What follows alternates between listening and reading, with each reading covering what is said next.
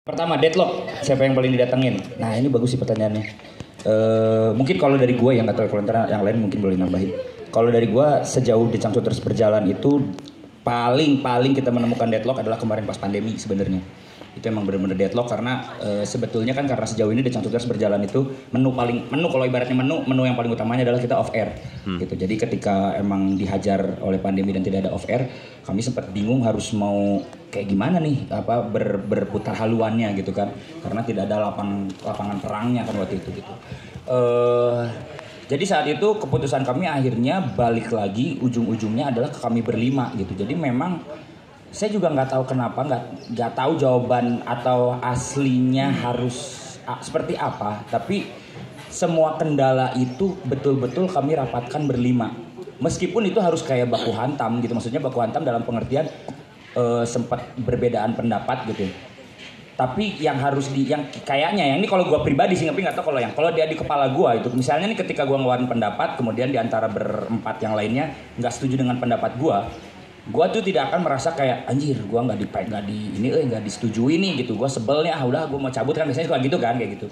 Enggak, kenapa? Karena gue sadar bener mau apapun caranya, ini yang mereka kerjakan ini adalah ujung-ujungnya pasti buat kebaikan Changcuters gitu. Jadi ujung-ujungnya ibarat reka Jakarta, mana reka ributkan reka lewat tol, reka lewat puncak, ya terserah gitu. Jangan tiba-tiba mereka, oh ya kita lewat puncak, yang tadinya yang lewat tol jadi pundung, nggak usah gitu.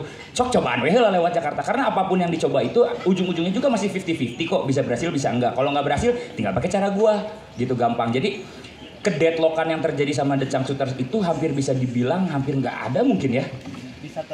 Bisa teratasi gitu ya.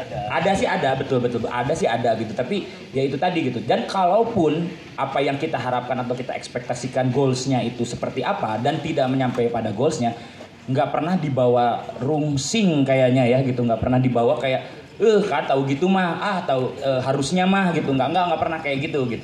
Jadi sejauh ini kalau tadi ditanya deadlocknya itu larinya ke siapa? Larinya ke berlima. Kemarin pun akhirnya sempat karena kita di pandemi kan di kerangkeng lagi anjir. Karantina. Sorry udah lupa. Ya di Pasung. Nya euy. Beda di Sukasari sana orang. Nah, jadi itu kan Dipa di Medan gitu. Erik juga waktu itu masih berdomisili di Jakarta. Saya Kibil sama Alda yang masih di Bandung gitu. Itu kami sempat menjalankan akhirnya jurus jalan masing-masing gitu. So kalian semua cari opportunity gitu. Menyebarlah gitu. Cari opportunity, cari circle, apapun itu untuk mengatasi si pandemi ini gitu. Tapi ujung-ujungnya misalnya nih, gue contoh aja lah, gue bertemu sama seseorang terus kemudian ada project apa, gue bawa balik lagi ke dalam Changcutersnya untuk dikerjain bareng gitu. Jadi ada bahasa akhirnya The Changcuters itu sebetulnya hanyalah sebuah produk dari Tria, Kibil, Dipa, Erik, Alda gitu. Jadi kami berlima yang jauh lebih penting daripada apa yang misalnya teman-teman tahu The Changcuters adalah sebuah band dengan ini personilnya, ya mungkin itu yang kalian tahu. Tapi kalau kami dari dalam sebetulnya The Changcuters adalah sebuah produk hasil dari kami berpikir berlima di bidang musik, mungkin seperti itu gitu. Jadi tadi kalau ditanya deadlocknya kemana, nggak jauh-jauh, cuma kembali ke kami berlima. Ada yang mau ditambahin? Benar, udah. Sedikit aja ya. Ya sedikit aja. Ya emang Terima kasih. Ya, memang benar The Changcuters itu bagaikan satu jiwa terbagi 5 raga. Jadi setiap apapun yang kami hadapi, kami mencoba untuk kembali ke berlimanya. Walaupun misalkan ada satu yang lagi deadlock atau apa, kita mencoba ngasih ruang untuk dia bisa lebih tenang, bisa berpikir lebih santai, relax. Akhirnya kita rangkul lagi. Kayak waktu masa pandemi pun ya yang terjadi seperti itu gitu. Kita mencoba beberapa peluang untuk mencari project, kolaborasi dan lain-lain yang ujung-ujungnya untuk kami berlima, untuk The Changcuters. Jadi kita komitmennya di situ sih, lebih situ. Jadi alhamdulillah setiap ada masalah kita berlima yang mengatasinya. Gitu. Ya. Nambah satu lagi. Udah. Apa Acok? Dan yang pasti setelah kami berlima dan paling utama Allah Subhanahu wa Baru itu tadi penutupnya gua. Kalau kami berlima deadlock berarti satu-satunya jalan adalah apa, Rik? Hah? Anu HP wae. Seberlima deadlock, Iya. satu jalan adalah Menuju Kemana? Udah Diki Bill tadi udah. Iya. Sebenarnya itu jalan yang paling pertama sebetulnya yang 7 ya, bukan yang terakhir justru ya. Yang pertama ya. Pertanyaan 2 tadi itu apa? Raja Pensi, Raja Festival. Ya karena tadi dia sudah mengadukarkan kami Raja Festival, berarti besok harga naik ya.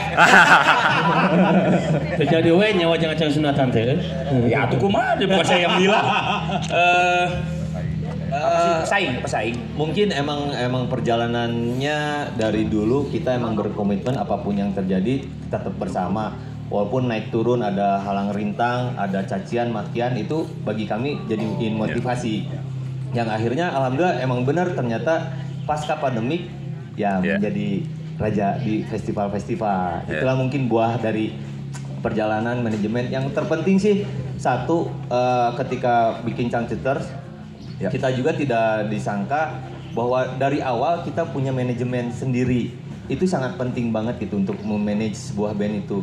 Jadi nggak hanya sekedar berkarya, akhirnya kita memberikan setiap personil tanggung jawab masing-masing di divisinya masing-masing.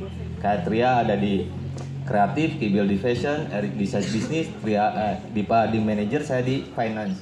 Jadi berlima ini berkolaborasi menjadi sebuah manajemen yang cukup baik menjaga band sampai 19 tahun ini gitu. Ada tambahan?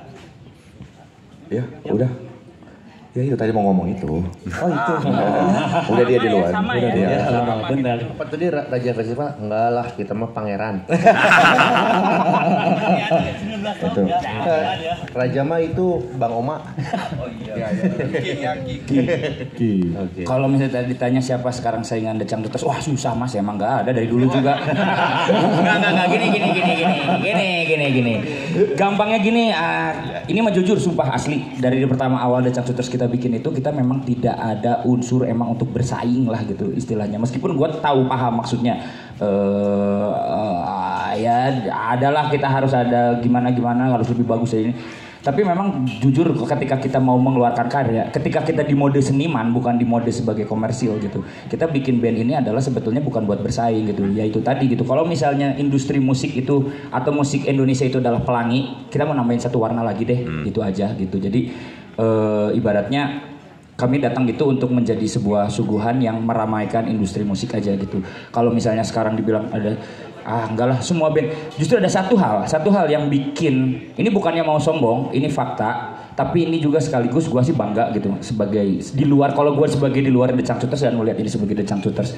Ya betul, kami beberapa kali main di acara festival dan kami kadang-kadang ditempatkan di posisi yang sangat rumit belakangan ini. Kadang-kadang suka terima kasih untuk promotor gitu ya yang telah memberikan kepercayaan yang segitu besar. Kami harus menutup acara di sebuah festival yang besar yang bahkan line up-nya kadang-kadang sebelum kami ini adalah orang yang menurut kami seharusnya beliau yang menutup acara ini. Bahkan sampai ada sebuah band luar negeri yang bukan ecek-ecek, bukan legend dan kami ditaruh di belakang. Terima kasih pisan itu mah gitu. Aduh itu nggak tahu gimana beratnya tanggung jawabnya kita. Tapi di sini membuktikan dan alhamdulillah semuanya bisa berjalan lancar. Alhamdulillah di luar ekspektasi gue juga gitu. Teman-teman masih mau nunggu, bukan nunggu, ya masih stay, masih apresiatif sama The Changcuters.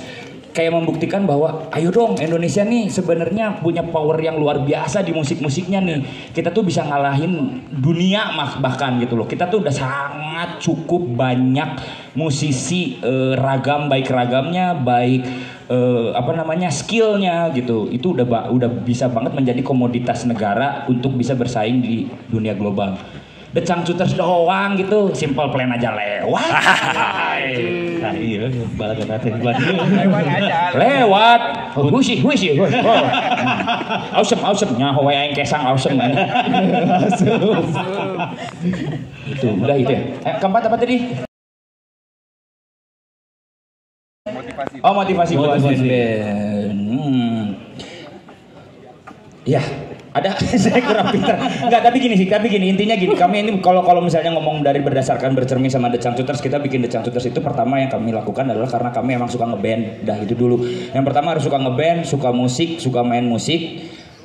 Itu aja dulu pastiin gitu. Karena kalau itu udah terpastikan, apapun yang terjadi ke depannya, mau itu lu ternyata sukses lu lambat, ternyata lu nggak sukses, yang bisa dikatakan sukses adalah misalnya menurut lu ketika lu dapet panggung yang banyak, duit yang banyak misalnya gitu, dan itu di lama-lamain. Tapi kalau lu udah suka sama musik, udah suka sama ngeband, itu tidak akan pernah menjadi sebuah kendala. Kalau menurut gua sih itu gitu. Jadi karena kami berlima pun bermulai dari situ.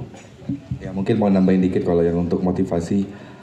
Kalau di kita berlima, ya ketika kita sudah memutuskan untuk membuat The Jangcuters, ya udah kita berlima yang tahu, kita berlima yang ngejalaninnya, dan tidak peduli apa orang mau ngomong apa, buktikanlah dengan karyamu, buktikanlah dengan bertahanmu, buktikanlah dengan suatu hari kalian pasti akan merasakan itu.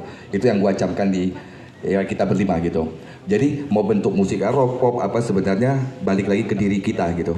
Niat kita untuk apa gitu aja sih.